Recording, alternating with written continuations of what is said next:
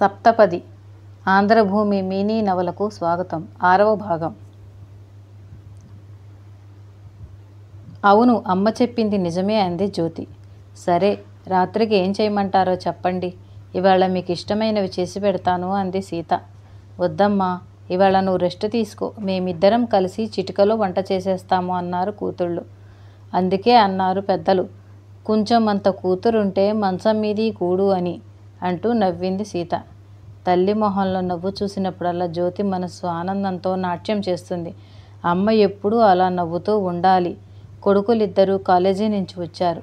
తల్లిని ఇంట్లో చూసి వాళ్ళు కూడా ఆనందించారు. తల్లి నవ్వు మొహం చూసి వాతావరణం బాగానే ఉందనుకున్నారు.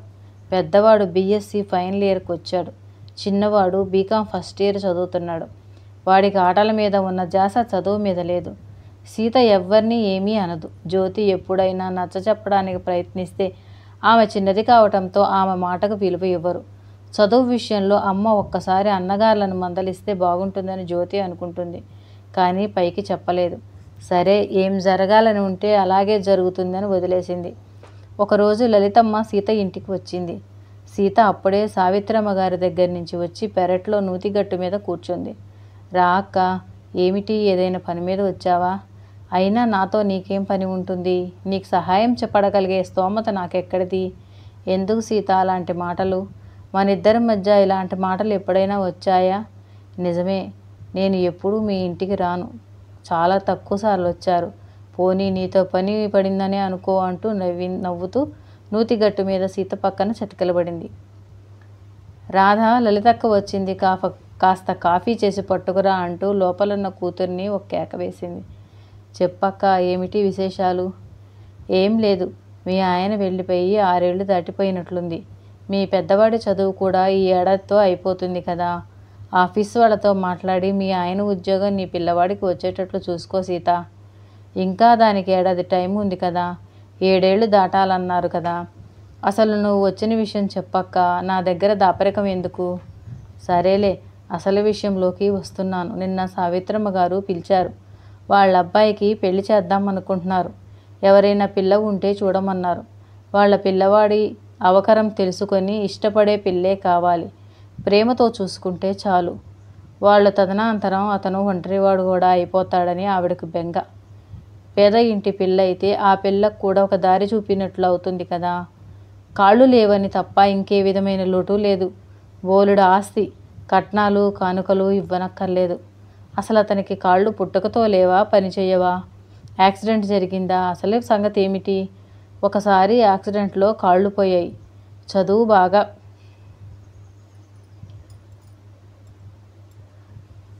బాగా చదువుకున్నాడు. అవసరం లేక ఉద్యోగం చేయలేదు. వీల్ చైర్లో తన పని తాను చేసుకుంటూ తిరుగుతాడు. కానీ కొన్ని పనులకు మిగిలిన వాళ్ళ మీద ఆధారపడాల్సి వస్తుంది. అన్నీ ఉన్న వాళ్ళకే ఒక తోడు అవసరం కదా. అతనికి ఇంకా కొంచెం ఎక్కువ అవసరం. మరి సంసార జీవితానికి పనికి వస్తాడా? ఆ విషయం నేను అడగలేదు. కానీ ఆ లోపం ఉంటే ఆవిడ మాత్రం ఒక ఆడపిల్ల జీవితం నాశనం చేయాలని చూడదు కదా. అలాగైతే ఎవరైనా ఉంటే చూద్దాం. ఎవరో అయితే నీ దగ్గరికి ఎందుకు వస్తాను? మీ రాధని ఇస్తావేమో అని అడగటానికి వచ్చాను. నువ్వు మరోలా అనుకోకు. ఎంతకాలం ఈ ఇంటి బరువు బాధ్యతలు నువ్వు మోయగలవు? నీ కొడుకుల్లో కూడా రెండో వాడు చేతికి అందిస్తాడో లేదో తెలియదు. చెడు వ్యసనాలు మొదలుపెట్టినట్లు ఆ నోటా ఈ నోటా విన్నాను. 2 ఆడపిల్లలు. పెద్దవాడొక్కడు బరువు బాధ్యతలు మోస్తాడని అనుకోవద్దు. తీరా చేసి ఉద్యోగం వచ్చాక వాడి దారి వాడు చూసుకుంటే నీ పని మళ్ళీ మొదటికొస్తుంది. కనీసం ఒక పిల్ల పెళ్ళైనా గట్టెక్కిస్తే నీవు కొంత తెరిపిన పడతావు. జ్యోతి తెలివైన పిల్ల. చదువుకొని తన కాళ్ళ మీద తను నిలబడి నీకు ఆసరా అవుతుంది. ఆలోచించుకో. సీత మనసు చివుక్కుమంది. ఏం జీవితాలు తమవి! ఆనాడు 4 ఆడపిల్లల పెళ్ళిళ్ళు చేయలేక తనను డబ్బుందని వ్యసనపరుడికి ఇచ్చి కట్టబెట్టాడు తన తండ్రి. చరిత్ర పునరావృతం అవుతుందనడానికి నిదర్శనంగా తన పిల్లల్లో ఒక పిల్లను అవిటివాడికి ఇవ్వాలా? ఏం చెయ్యాలి? వద్దనడానికి ధైర్యం లేదు. నాకేం తోచటం లేదక్క. పిల్లలతో మాట్లాడి ఏ విషయం తెలియచేస్తాను. నేను ఇంక పెడతాను సీత అంటూ వెళ్ళిపోయింది లలితమ్మ. రాత్రంతా ఆలోచించింది. కన్నతల్లి మనసు ఎటు నిర్ణయించుకోలేకపోతుంది. ఐశ్వర్యము ప్లస్ అవిటితనము = లేనితనము ప్లస్ నిస్సహాయత. అవిడితనము లేకపోతే తమకి ఈ సంబంధం మందరాని పండు లాంటిది. మర్నాడు పిల్లలందరూ ఉండగా చెప్పింది విషయం. సావిత్రమ్మ గారి అబ్బాయికి పెళ్లి చేస్తారట. అయితే మనకేమిటమ్మా, నీకు పెళ్లి పనులు అప్పగిస్తారా? పని ఎక్కువైతే మేం కూడా వచ్చి సహాయం చేస్తామన్నారు ఆడపిల్లలు ఏకకంఠంగా. అది కాదు, మన రాధను ఆ అబ్బాయికి ఇస్తే ఎలా ఉంటుంది? లలితక్క అడగటానికి వచ్చింది. రాధ ఒక్కసారి ఉలిక్కిపడింది. తను ఒక అవిటివాడికి భార్య. అందరి ఆడపిల్లల్లాగే తన అందాన్ని చూసి ఏ రాజకుమారుడు వస్తాడని కలలు కొంటుంది. మనం లేనివాళ్ళమని కదా మనల్ని అడగటానికి వచ్చారు. అదే ఉన్నవాళ్ళైతే ఆ లోపం ఉన్న అబ్బాయికి ఎవరు చేసుకుంటారు? అంతే కదమ్మా అన్నాడు రాఘవ బాధగా.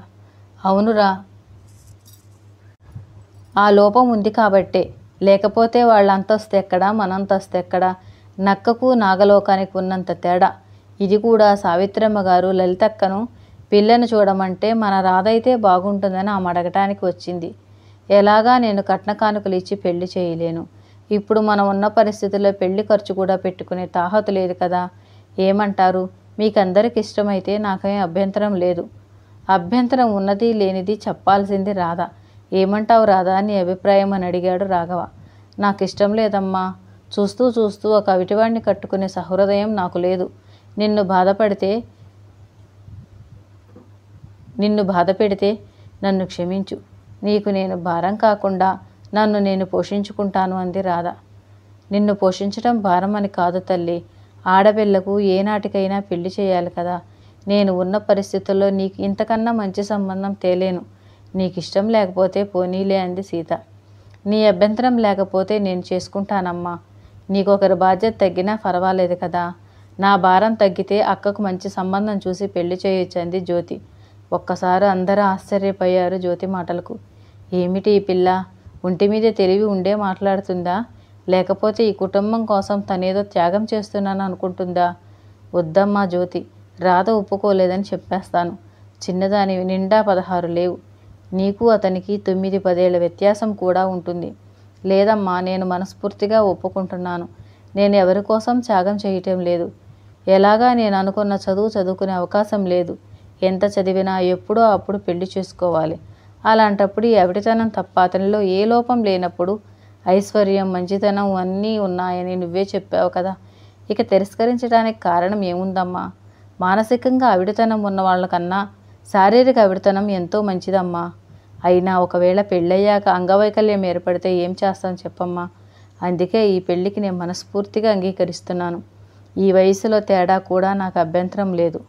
చిన్నపిల్లైనంత నిశితంగా ఆలోచిస్తుంది అనుకున్న సీత లలితమ్మకు తన అంగీకారం తెలిపింది.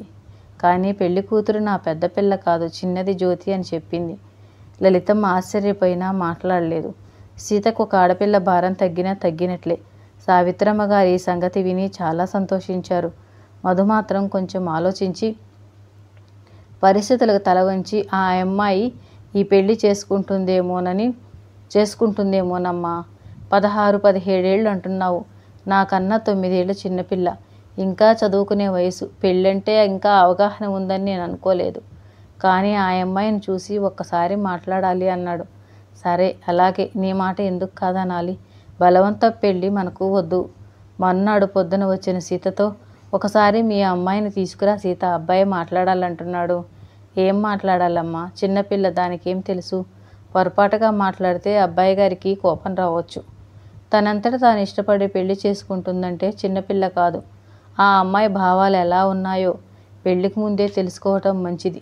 రెండోది, ఒకరి గురించి ఒకరికి అవగాహన ఉంటే రేపు గొడవలు రాకుండా ఉంటాయి. తీసుకురా, ఏం పర్వాలేదు అంటూ మరో మాటకు అవకాశం ఇవ్వకుండా అక్కడి నుంచి వెళ్ళిపోయింది సావిత్రమ్మ. మర్నాడు తల్లితో పాటు ఆ ఇంట్లో అడుగుపెట్టింది. విశాలమైన ఇల్లు, అడుగడుగున సిరి ఉట్టి పడుతున్నట్లు తెలిపే అలంకరణ. ఎప్పుడో చూసిన సినిమాలోలా ఉంది. భయం భయంగా లోపలికి వచ్చిన జ్యోతిని చూసి సావిత్రమ్మ కళ్ళు తిప్పుకోలేకపోయింది. ఎంత అందంగా ఉంది. చిదిమి దీపం పెట్టుకోవచ్చు. కోల కళ్ళు, సంపంగి నాసిక, పచ్చని పసిమి ఛాయ, బారెడు జడ, బిగించి వేసుకున్న జడలో గన్నేరు పువ్వు. ఏ అలంకరణ లేకపోయినా అంత అందంగా ఉంది ఈ పిల్ల. రా అమ్మ, ఇలా కూర్చో అంటూ తన పక్కన సోఫాలో చోటు చూపించింది. లేదండి, కింద కూర్చుంటానంటూ కూర్చోబోయిన ఆ పిల్లను రెక్కపట్టుకొని లాగి తన పక్కన కూర్చోబెట్టుకుంది. ఏం చదువుకుంటున్నావు? ఇంటర్ చదువుతున్నానండి. మీరు మాట్లాడుకోండి అమ్మా, నేను వంటగదిలోకి వెడతాను అంటూ సీత తన పనిలోకి వెళ్ళిపోయింది. మా అబ్బాయి నీతో మాట్లాడాలంటున్నాడు. అతనితో మాట్లాడాక నీకు అభ్యంతరం లేకపోతేనే పెళ్లి జరుగుతుంది. పెళ్లి జరగకపోయినా ఇంతకుముందు జరిగే కార్యక్రమాల్లో ఏ మార్పు రాదు. ఆవిడ ఉద్దేశం అర్థమైంది. తన తల్లి ఉద్యోగానికి డోకా లేదని పరోక్షంగా చెప్తున్న ఆవిడ సంస్కారానికి మనసులోనే అభినందించింది. సరేదా, మా అబ్బాయి గదిలోకి వెడదామంటూ మధుగదిలోకి దారితీసింది. రావచ్చా అంటూ కొడుకు గదిలోకి కూడా అనుమతి తీసుకొని లోపలికి వచ్చే ఆమె సంస్కారానికి ఆశ్చర్యపోయింది జ్యోతి. మధు, ఈ అమ్మాయే జ్యోతి, కాఫీ టిఫిన్ పంపుతాను, మాట్లాడుకోండి అంటూ తను బయటకు వచ్చేసింది. తలెత్తి జ్యోతిని చూసి ఎంత అందం అనుకోకుండా ఉండలేకపోయాడు. కూర్చోండి అంటూ ఎదురుగా ఉన్న కుర్చీ చూపించాడు. పర్వాలేదు, నాకు ఇలానే బాగుంది. ఎంతసేపు నించుంటారు? కాళ్ళు నొప్పుడతాయి. మన మాటలు 5 నిమిషాల్లో అయిపోయేవి కావు. కూర్చోండి. ఇక తప్పనిసరి కూర్చొని తన మొహంలోకి చూసింది. అందగాడే, కాళ్ళ మీద శాలువా కప్పి ఉంది. పరిశీలనగా చూస్తే కానీ కాళ్ళు లేవని తెలియదు. మీరు నిజంగా ఇష్టపడే పెళ్లి చేసుకుంటున్నారా, లేక నా మీద జాలితో కానీ మీ పరిస్థితుల ప్రాద్బలంతో కానీ పెళ్లి చేసుకుంటున్నారా? మీ అక్క తిరస్కరించిన వాడిని మీరు చేసుకోవటం మీకు బాధగా లేదా? మీ అంతరంగం నా ముందు స్పష్టంగా విప్పి చెప్పవచ్చు. ఇష్టం లేని పెళ్లి చేసుకుని జీవితాంతం బాధపడటం కన్నా ముందే అన్నీ చర్చించుకోవడం శ్రేయస్కరం అని నా అభిప్రాయం. ఏమంటారు? నా గురించి అమ్మకు, మేము ఇద్దరమే, అక్క నేను. అక్కకు పెళ్ళయి నాగపూర్లో ఉంది. బావగారి ఆస్తిపాస్తులతో పాటు మంచి హోదాలో ఉన్నారు.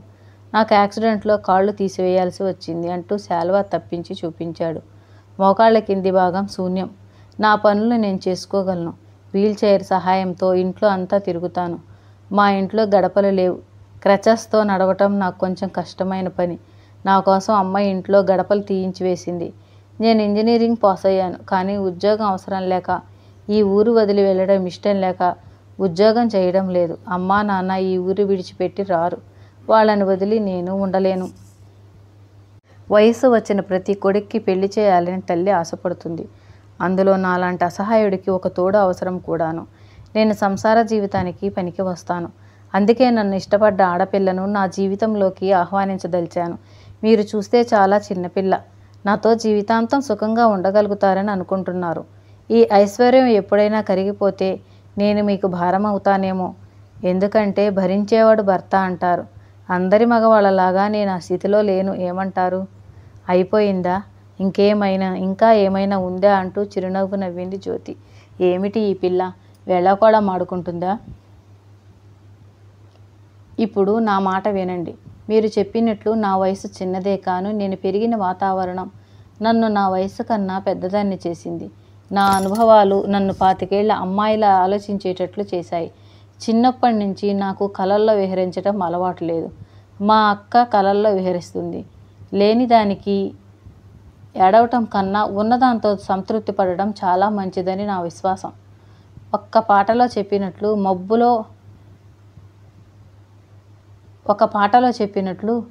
మబ్బులో నీళ్లు చూసి ముంతవలక పోసుకోనా అన్నట్లు రేపు ఏదో అవుతుందని ఆలోచిస్తూ ఈ రోజును జీవించకుండా మానవేయటం వివేకవంతుడి లక్షణం కాదు. మనకు దొరికింది మట్టి, దొరకనిది బంగారం అనుకోకుండా మనకు దొరికింది మట్టి అయినా బంగారం అనుకోవటం, దొరకనిది మట్టి అనుకోవటం తెలివైన పని నా ఉద్దేశం. మిమ్మల్ని పెళ్లి చేసుకోవటం దేవుడు నాకు ఇచ్చిన సదావకాశంగా భావిస్తున్నాను. ఎందుకంటే మేమున్న పరిస్థితుల్లో మా అమ్మ ఎక్కువ కాలం నన్ను పోషించలేదు. భవిష్యత్తులో ఏం జరుగుతుందో తెలియకుండా వర్తమానాన్ని జీవించకుండా వదిలివేయటం అవివేకం. ఈ పెళ్ళి నా అంగీకారంతోనే జరుగుతుంది. దంపతులు అనురాగంతో ఉండడానికి వయసు ఒక ప్రతిబంధకం కాదు. దంపతుల మధ్య అనురాగం ఎలా ఉంటుందో మీతో పంచుకొని జీవితంలో రుచి చూడాలనుకుంటున్నాను. ఎందుకంటే అమ్మా నాన్నల మధ్య ఆ అనుబంధాన్ని చూడలేదు. మా నాన్న వ్యసనపరుడు. అమ్మను ఎప్పుడూ మనిషిగా చూడలేదు. మీలో సంస్కారం, మంచితనం ఉంది కాబట్టి మంచి భర్తను మీలో చూడదలుచుకున్నాను. నా తరఫు నుంచి మీకు ఏ విధమైన నిరాశ ఎదురవదు. చక్కని భార్యగా, కోడలుగా నా బాధ్యతలను మీరు ఎత్తి చూపించే అవకాశం ఇవ్వకుండా నిర్వహిస్తానని హామీ ఇస్తున్నాను. జ్యోతి మాటలకు ఆశ్చర్యపోయాడు మధు. 17 ఏళ్ల పిల్లలో ఇంత ఆలోచన పటిమ పరిస్థితులను అర్థం చేసుకోవటం నమ్మశక్యం కావటం లేదు. ప్రతి మనిషి పిల్లల ఆలోచిస్తే మనిషి సగం కష్టాలను అధిగమించవచ్చునేమో. కాఫీ టిఫిన్ తానే స్వయంగా తీసుకువచ్చిన సావిత్రమ్మ గారు జ్యోతి గొంతు విని తలుపు దగ్గరే ఆగిపోయారు. ఆ అమ్మాయి మాటల్లో ఉన్న ఆలోచన, జీవిత విశ్లేషణ చాలా ఆనందాన్ని, ఆశ్చర్యాన్ని కలిగించింది. ఆనందంతో కళ్ళు చెమ్మగిల్లాయి. సప్తపది ఆంధ్రభూమి మినీ నవల తరువాయి భాగం రేపటి వీడియోలో విందాం. నా వీడియో కనుక నచ్చినట్లయితే మీకు లైక్ చేయండి, షేర్ చేయండి, సబ్స్క్రైబ్ చేయండి ప్లీజ్.